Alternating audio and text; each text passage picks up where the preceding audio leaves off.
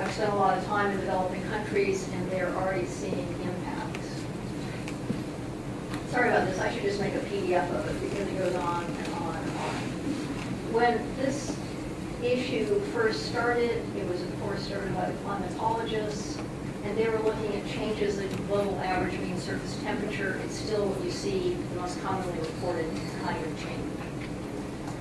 The kind of working assumption is shown on the top, is that as global mean surface temperature changes, if you have a normal distribution, you're just shifting the mean. And that means for things like heat waves, you'd see an increase from this amount to an increase like that for heat waves.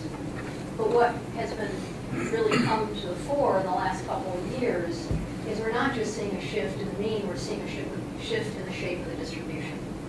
So there's an enormous increase in frequency, the intensity, in some cases, of length of extreme events. And that's having significant impacts around the world. Look at what happened this summer to Russia and to Pakistan. You can't blame any one event on climate change. What you can say, though, is the pattern that's being observed is a pattern that's consistent with climate change. When you talk about climate change and health, we've all been accused on multiple occasions you blame everything on climate change. All of us working in the field understand that this is a multi-stressor problem, that there's lots of other issues that are pushing climate-sensitive health outcomes. The real challenge is the research is not there. 15 years ago, a group of us put together a simple mental model of how climate change could affect malaria. We had about 13, 14 different drivers in our model. We then did a thorough literature review, and there was information really on 3 of 13, 14 factors. We haven't gone back to redo it because there isn't a point, because it's still the same situation. So we can't take these things into account to the extent that anyone would like to see happen. This is a summary slide from the health chapter from the 4th assessment report.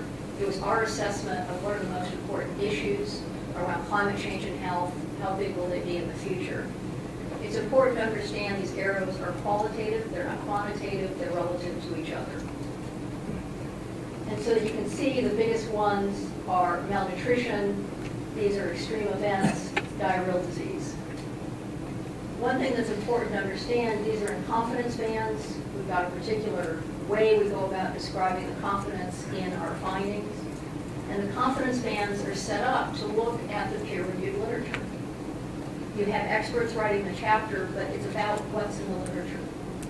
I've spent time in about 20 developing countries. You go to any developing country, talk with them about changes in temperature, and in most of these countries, it's going to be either too much or too little, wrong place, wrong time.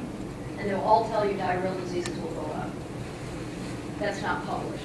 You can't put that into an assessment because it's not part of the literature base. We had 2 papers that we assessed on diarrheal disease. You cannot have much more than medium confidence on 2 papers, neither one of which looked at pathogen-specific rates.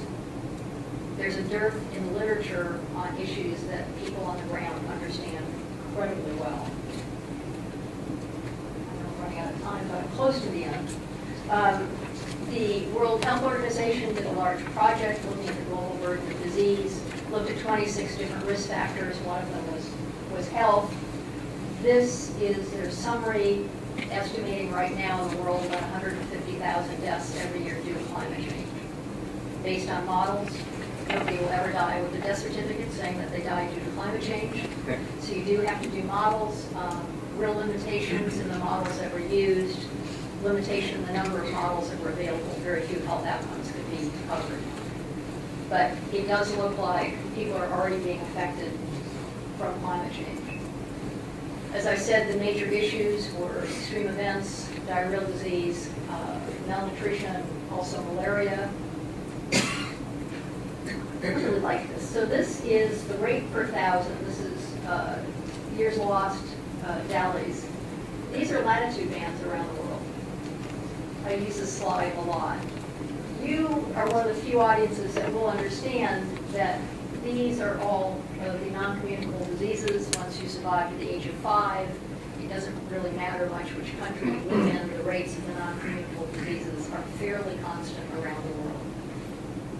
Accidents, anybody driven in India recently? are the communicable diseases. These are the diseases that climate change is going to make it easier for them to increase their geographic range, increase their incidence. There's lots of emphasis this morning on reaching the Millennium Development Goals. Climate change is going to make it more difficult. Climate change is working against the programs in place on the ground to address the major diseases, the major killers, really, of children right now. This is infant mortality. As you know, this is malnutrition, diarrheal disease, malaria, upper respiratory illnesses. These are the problems right now, and climate change is going to make it harder to try and bring these under control. I have two final slides, because there's two things I'd really like you to take away from this. The point on this slide is one of the real challenges in public health in looking at climate change is that impacts, in the terms of the climate change community, impacts are site-specific and path-dependent. The impacts depend on the location. I can show you the projections. Projections of exposure will not tell you what is going to happen with impacts. It depends on what's going on the ground. This is flooding in the year 2000 in Mozambique. Major flooding, almost 1 million people were affected. 15,000 people were rescued from trees by helicopter. A woman gave birth in a tree, and her daughter is famous throughout Mozambique. I saw this presented in 2001. There was one slide on this major event on the health impacts. And anybody here could write down, except for number 2, all of the major health impacts of that size of flooding event.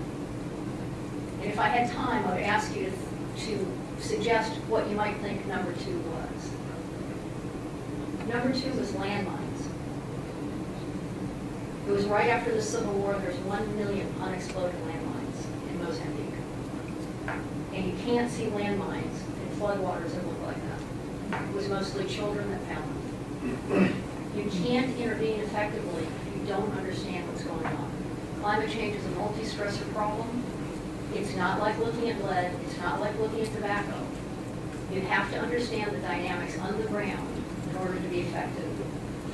And it's not just the impacts, it's also then what you do in response. I cut this out of a paper in New Delhi. New Delhi's got a huge problem with Aedes aegypti, which you can't really see from this angle. The reason I cut this out is down here. The day I cut it out, almost 18,000 people in Delhi have been prosecuted because they hadn't cleaned up the mosquito breeding grounds around their living room. How many of your friends and neighbors have been prosecuted because they've got mosquito breeding grounds? What can CDC do about vector control? Well, you can't tell people you have to clean up your breeding grounds. So the kinds of interventions you design also really differ from place to place. And I'd really like you to think about that as you think about global change and how you can intersect with this agenda and help us improve the health of people around the world.